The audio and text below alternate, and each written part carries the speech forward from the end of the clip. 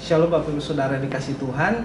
Kami berdoa dan percaya di awal tahun ini ada semangat yang baru untuk kita bisa lebih maksimal di dalam Kristus.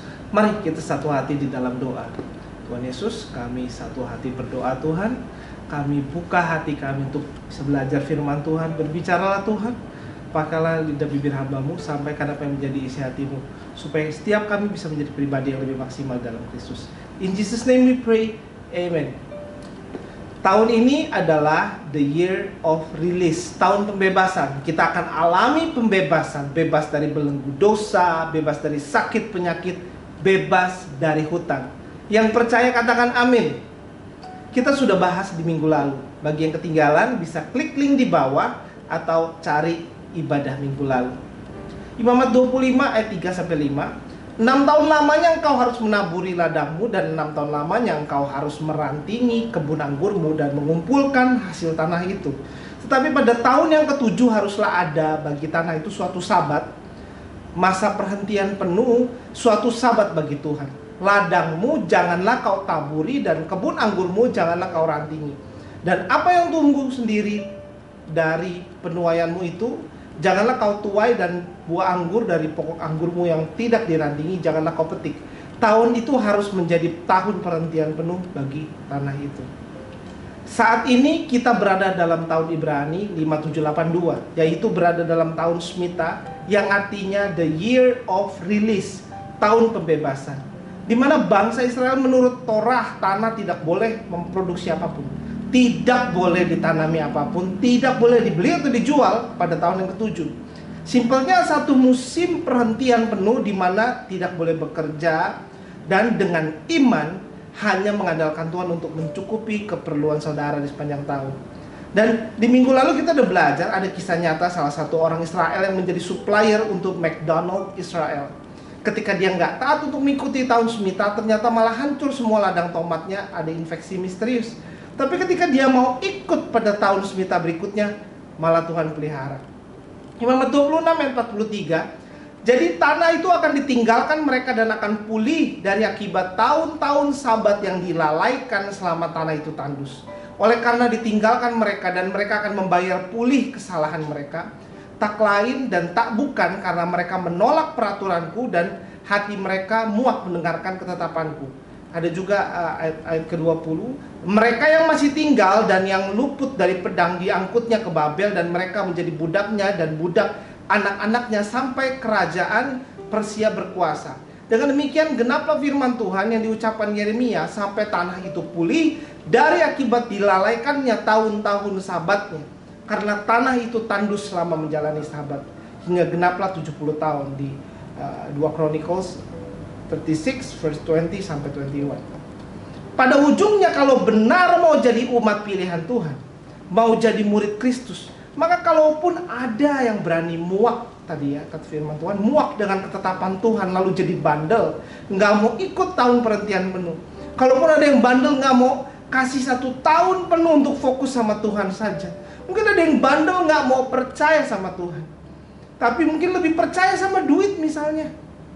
Nah, dalam ayat ini, semua tahun-tahun di mana umat Israel bandel dan bandel menolak atau nggak mau memberikan tahun sabat mereka, tahun perhentian penuh mereka, maka pada ujungnya mereka terpaksa harus bayar semua. Mereka masuk dalam masa proses di mana ujungnya mereka harus tetap meninggalkan tanah mereka, harus tetap meninggalkan pekerjaan mereka dan bisnis mereka untuk menaati peraturan yang Tuhan sudah buat. Dari sini kita bisa belajar, mari berikan kepada Tuhan. Dedikasikan tahun ini sepenuhnya bagi Tuhan. Tahun perhentian dari semua yang duniawi. Mari jangan menolak dan mengeraskan hati. Itu akan membuat perjalanan saudara lebih panjang, lebih buang-buang waktu dan sia-sia. Ujungnya kehendak Tuhan pula yang akan jadi. Khotbah kali ini saya beri judul Breakthrough is Coming, karena itu yang akan terjadi dalam hidup kita. Karena saya percaya setiap dari kita mau dengan lembut dan tulus hati mempersembahkan tahun 2022 ini sepenuhnya bagi Tuhan. Jangan lalai dedikasikan tahun sabat ini bagi Tuhan. Ini bukan tahun sibuk kerjaan, bukan tahun ambisi pribadi, bukan tahun hobi dan liburan semata, bukan tahun untuk kesenangan dirimu sendiri, tapi ini tahun di mana Tuhan yang disenangkan. Yes, breakthrough is coming. Terobosan sedang terjadi.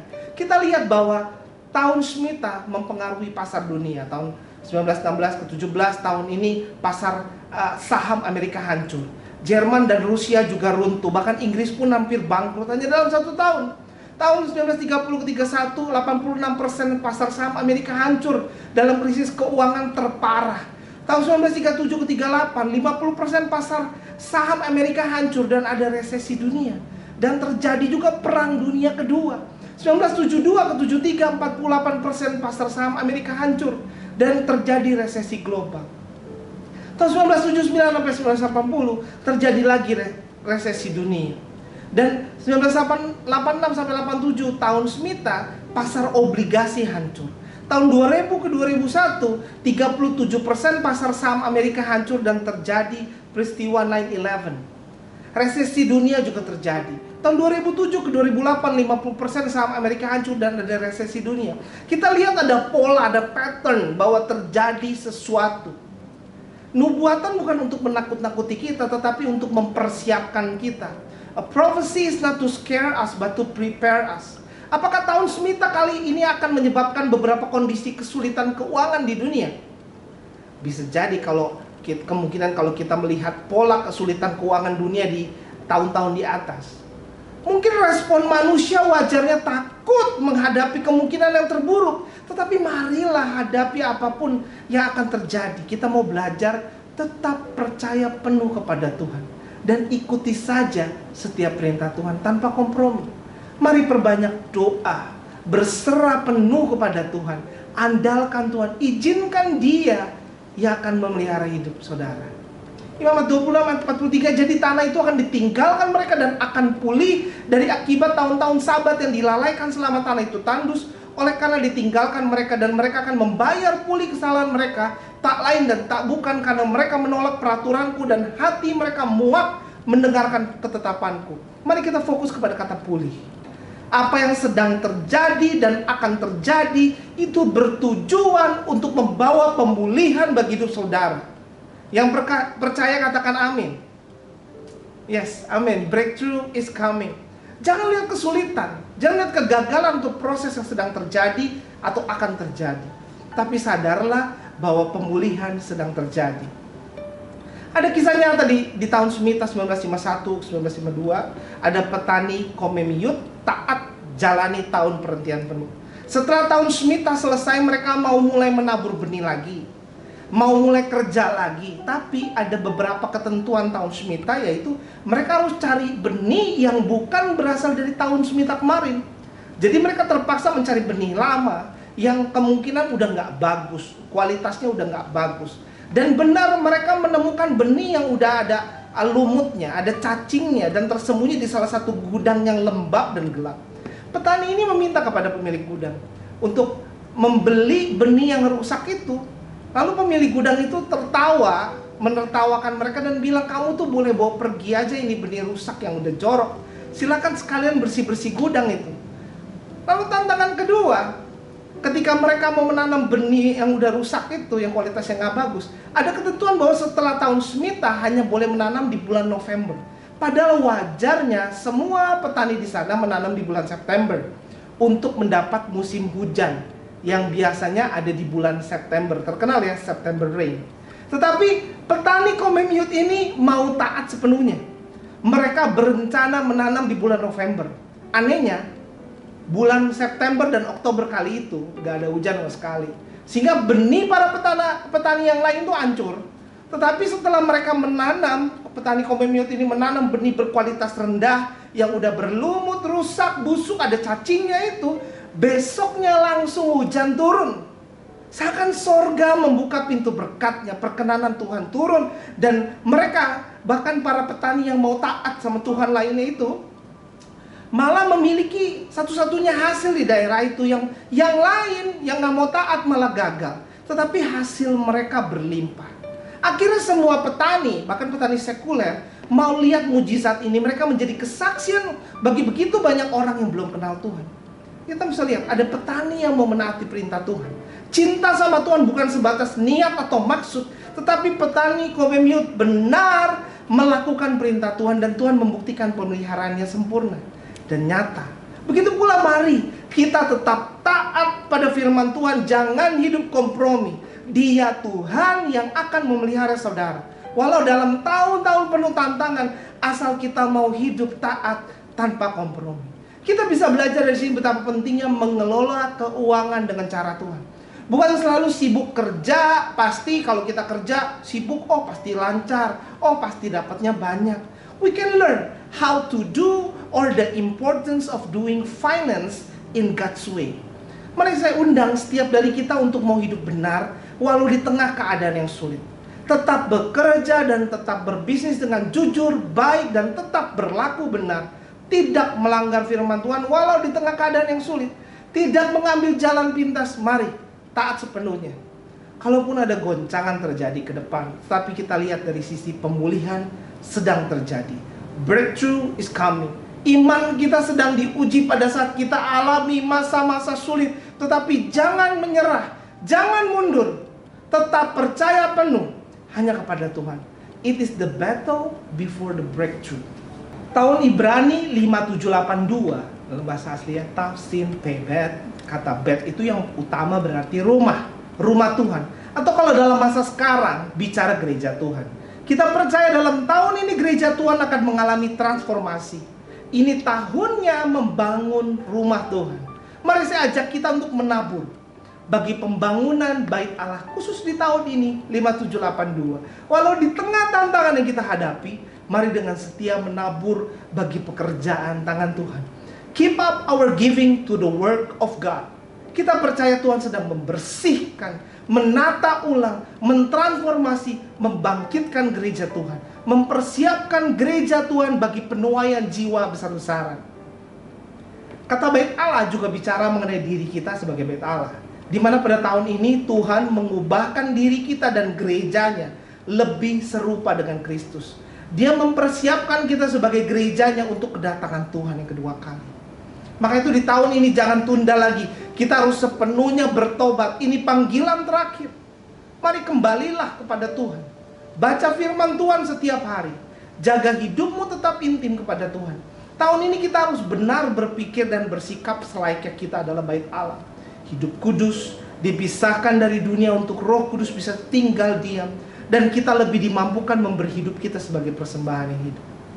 Dan Tuhan bukan hanya mau mentransformasi dan memulihkan rumah Tuhan di tahun ini, Dia juga akan memulihkan rumah saudara, keluarga saudara.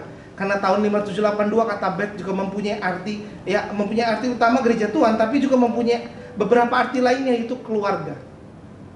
Mari jangan menyerah untuk mendoakan keluarga besarmu. Pertobatan akan terjadi atas keluarga besarmu di tahun ini. Ada pemulihan hubungan antar anggota keluarga. Yes, breakthrough is coming. Mari jangan lupa pastikan anak saudara hadir setia ibadah di sekolah minggu. Pastikan anak remajamu datang ke MIC Teens dan MIC Youth. Kita bersama-sama kerjakan tahun pemulihan keluarga ini.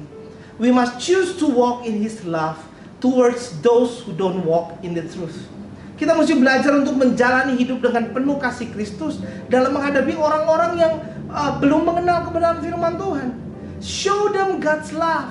Show your family about God's love. Mau macam apapun keluarga kita, mau baik apa galak, mau sweet apa dingin, mau murah hati atau pelit, apapun itu tetap kasih mereka dengan kasih Tuhan. Mari alami pemulihan keluarga. Mari doakan terus keluarga besarmu, walaupun mereka belum tentu mendoakan diri saudara. Kata Bet pada 5782 juga bisa berfungsi atau berarti dari dalam atau within. Kita bisa artikan bahwa transformasi gereja Tuhan, transformasi diri kita sendiri dan transformasi keluarga kita bisa dimulai dari perbaikan diri kita sendiri.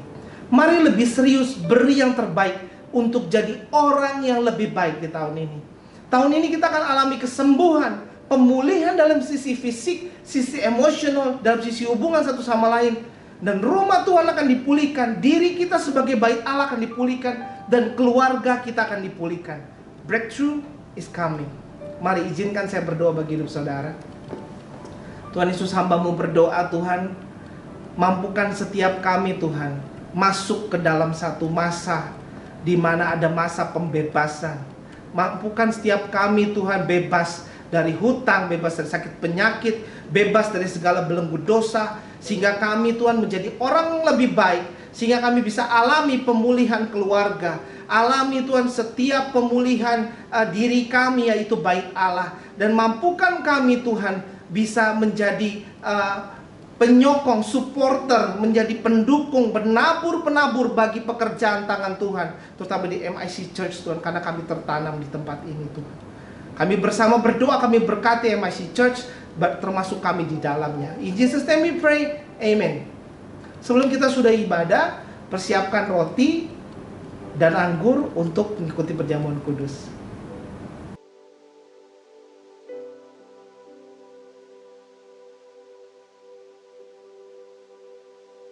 Mari kita siapkan diri kita, mari kita berdoa. Tuhan, kami minta ampun atas setiap dosa kami, dan kami mengampuni setiap orang yang bersalah kepada kami. Mari lepaskan pengampunan atas ayah ibumu, lepaskan pengampunan atas menantumu, mertuamu, anakmu, adikmu, kakakmu, temanmu atau saudaramu. Ampuni mereka, karena kita terlebih dahulu diampuni. In Jesus name we pray, amen. Mari kita angkat tinggi roti di tangan kanan kita.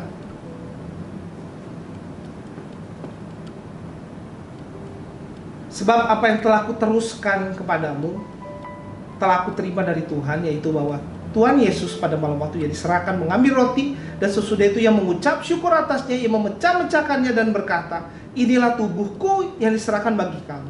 Perbuatlah ini menjadi peringatan akan aku. Saudara-saudara yang dikasihi Tuhan, bukankah roti yang kita pecah-pecahkan ini adalah persekutuan dengan tubuh Kristus? Mari kita makan di dalam nama Tuhan Yesus.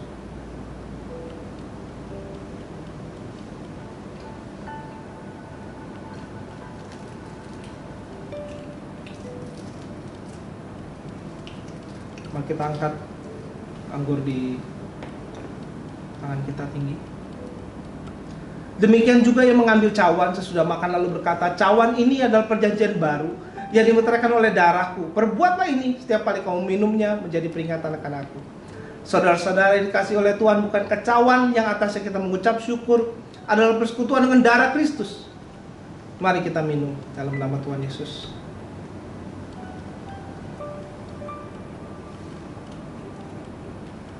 Mari kita ucapkan syukur kita. Terima kasih Tuhan. Thank you for the cross. Thank you for your forgiveness.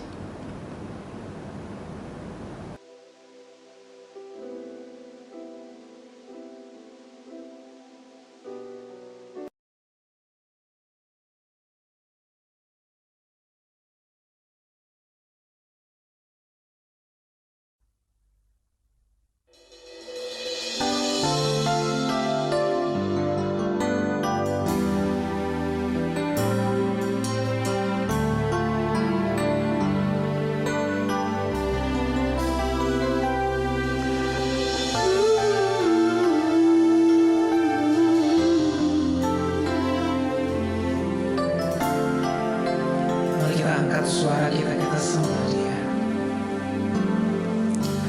Betapa dahsyat Engkau Tuhan, pencipta segala yang ada, dulu sekarang sampai selamanya. Hanya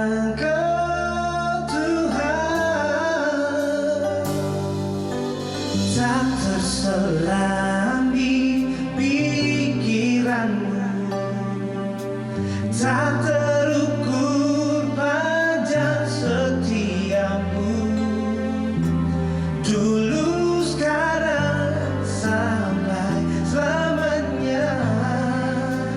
Hanya Engkau Tuhan, ku sembah Engkau Yesus, hanya Engkau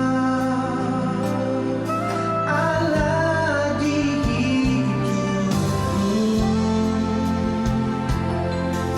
tiada yang lain, hanya Kau.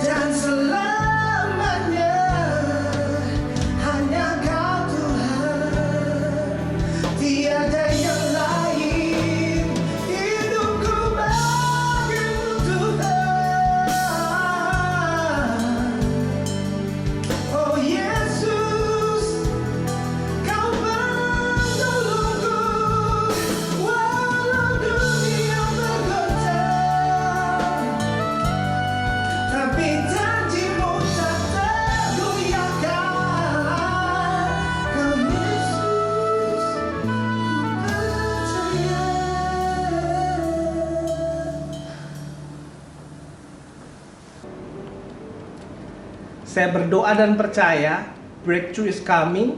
Gereja Tuhan dipulihkan, diri kita dipulihkan, dan keluarga kita dipulihkan. Tuhan Yesus memberkati. Happy Sunday.